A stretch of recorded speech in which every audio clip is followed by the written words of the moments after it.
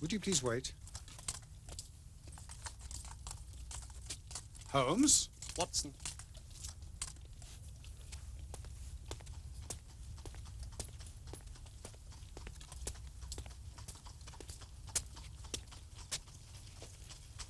Look at this. The bushes have been broken. Now look at the windows behind me. The shutters don't meet in the center. As you say, don't meet. Interesting, don't you think?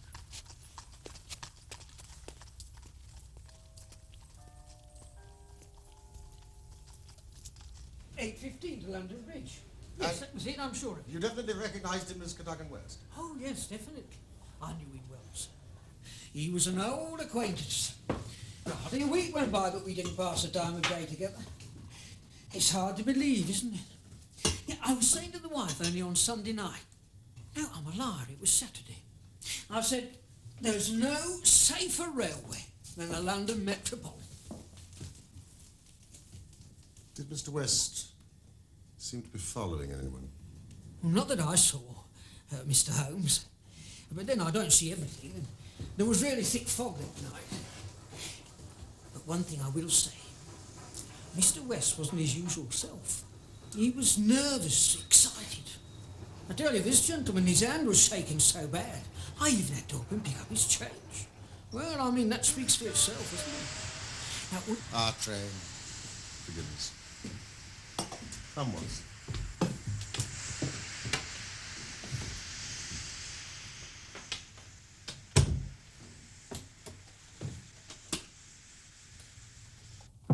Come in. Mr. Holmes?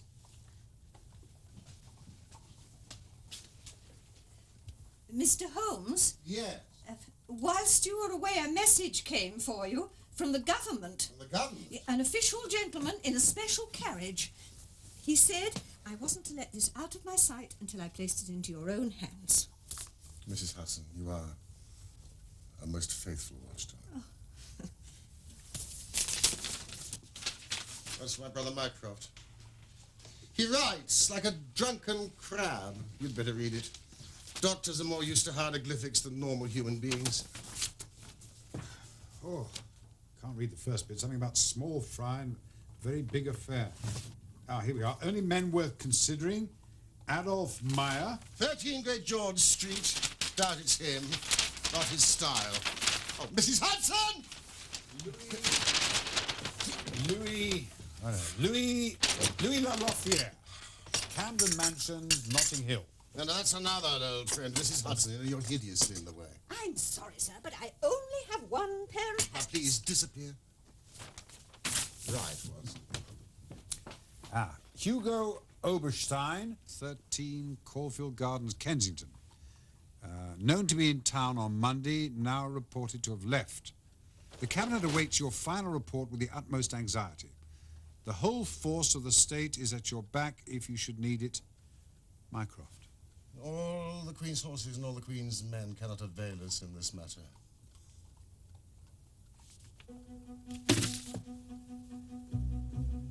Caulfield Gardens.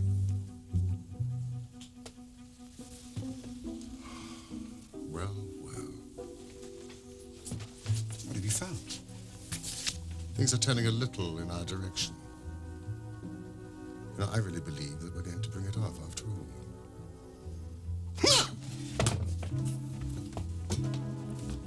I'm going out. When will you be back? I've no idea, but I promise I will do nothing serious without my trusted comrade and biographer at my elbow.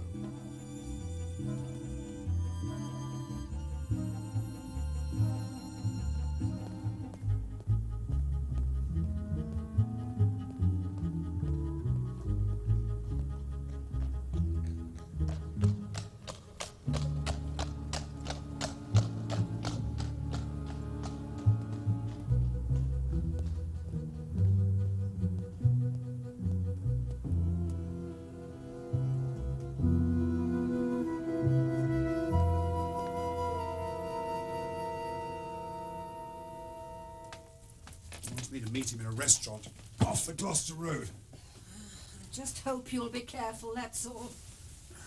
not as young as you were. We know what Mr. Holmes is like once he gets the bit between his teeth. I do indeed. Good night, Mrs. Hudson. Night, Doctor.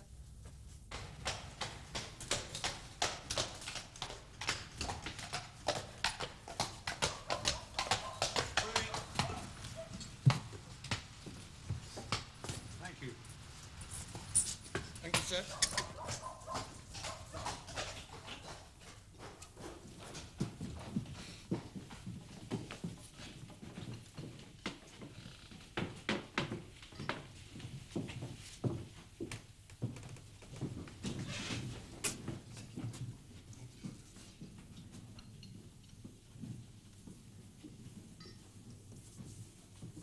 Have you the tools? Have you had something to eat? Yes, indeed. Then have a coffee and a curacao. Signor Galdini! Another coffee and a curacao, please, for my friend. Try one of the proprietor's cigars. They're nothing like as poisonous as one would expect. Oh, thank you. Now, for our plan of action. It is evident to you, Watson, that the body was placed on the roof of the carriage. Or dropped from a bridge. No, that's impossible. Placed. The carriage roofs are rounded with no rails. How could he be placed there?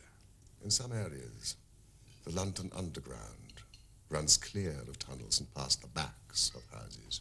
When I found that a leading international agent lived in just such a house, I was so pleased that you were a little astonished at my sudden frivolity. Hugo Oberstein, 13 Caulfield Gardens, of course. Exactly. I was able to satisfy myself that not only do the backstair windows open onto the line, but that owing to the intersection of the Richmond and Wimbledon lines with the Circle line near Gloucester Road Station, the trains are frequently held motionless at that very spot. But that's splendid. You've got it. The house appears to be unoccupied. Oberstein, obviously having gone abroad to dispose of his booty, he has no reason to fear a warrant. And a spot of amateur burglary would never occur to him. But that is precisely what we are about to do. Why? Why? For what purpose? We cannot tell what correspondence may be there. No, I don't like it, Holmes. You can keep watch. I'll do the criminal part. This is no time to stick at trifles. Think of the Admiralty. Think of the Cabinet. Think of the exalted person herself who waits for news. We're bound to go.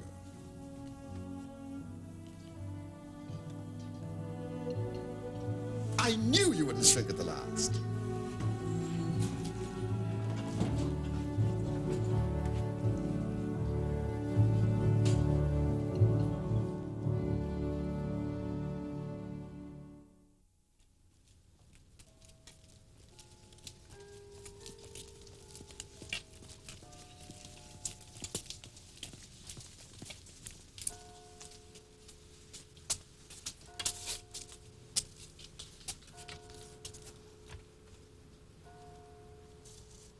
Serious proposition, locked and bolted. We may do better in the area.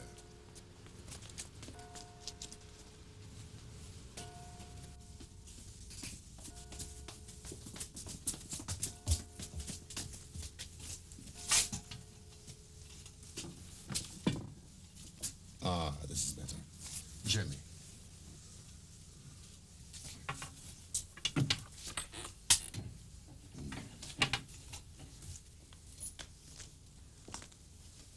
Holmes!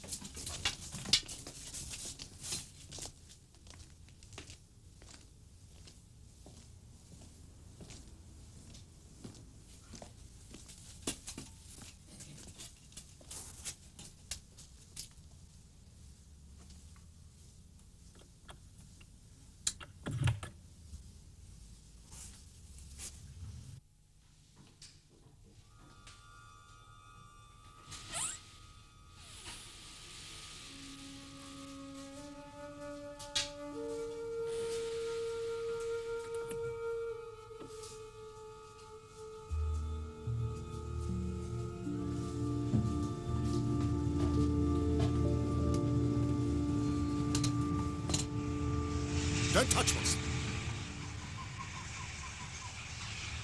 Look where they rested the body.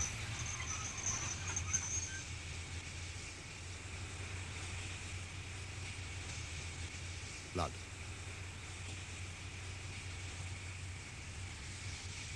Blood again.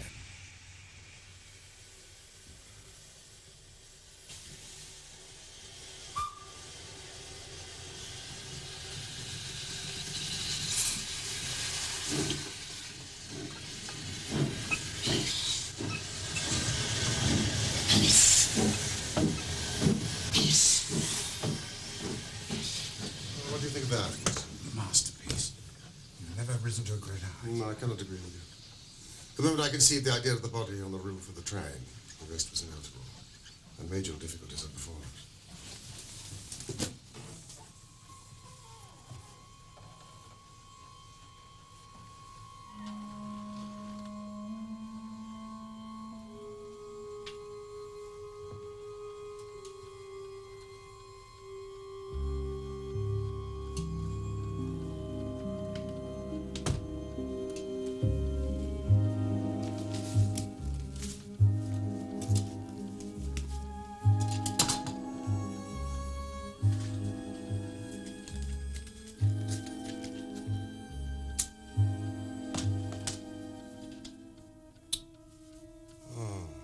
Fresh blotting paper, cunning fellow. He's covered his tracks.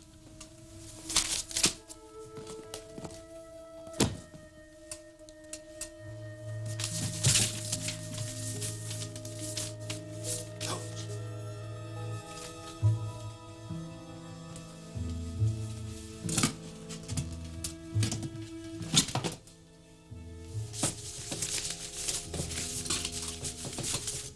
Means nothing.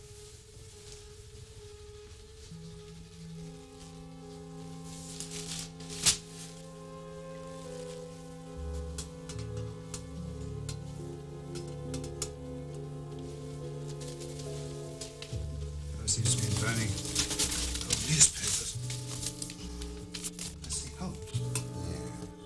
Why would a man so obviously untidy in his habits take the trouble to burn old newspapers? Probably trying to start a fire. God, there's no wood, coal. Let me see. Thank you.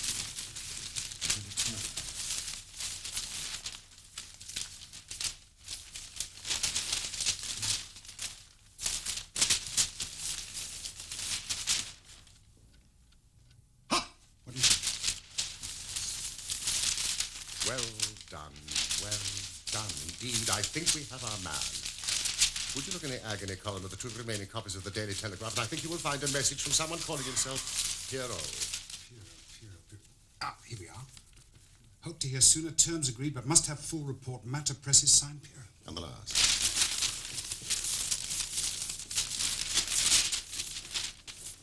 Yes, by Jove. Monday night after 9, 2 taps, only ourselves, payment in hard cash when goods delivered. Signed Pierrot, just like the other one. Every paper has a message from someone calling himself Pierrot. It's an odd name for the villain like Oberstein to use. If only we could get the man at the other end. Watson, quickly. We haven't a moment to lose. Read the papers.